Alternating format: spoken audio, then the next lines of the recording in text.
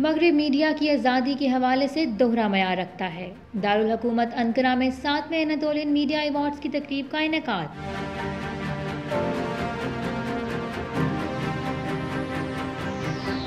सदर एर्दवान ने media awards की तकरीब में शिरकत की। 320 महल्ली तकरीब से खिताब करते हुए सदर एर्दवान का कहना था कि तुर्किया पर सेंसरशिप का इल्जाम लगाने वाले हकीकी सेंसरशिप करने वालों के बारे में खामोश हैं। बैनुल-अक़वामी मीडिया के इदारे और इंसानी हकूक़ के अलमबरदार इस तरह के स्कैंडल्स पर कोई रद्द अमल नहीं देते। अरबों लोगों की आज़ादी इज़हार राय को ख़त्म करने वाले आज जमहूरियत और आज़ादी की बात ऐसे करते हैं जैसे कुछ हुआ ही न हो। हम सब जानते हैं कि जो लोग तुर्किया में जमहूरियत, इंसानी हकूक़ और आज़ादी सहाफ़त पर तनकीद कर रहे हैं वो अपने और अपने मफादात के हवाले से कितने फाशिस्ट हैं। तुर्किया किसी किस्म के दबाव का असर कबूल किए बगैर हक की आवाज़ उठाता रहेगा। तकरीब के इख्तिताम पर सदर एर्दवान ने अवार्ड्स हासिल करने वालों के दरमियान अवार्ड्स भी पेश किए।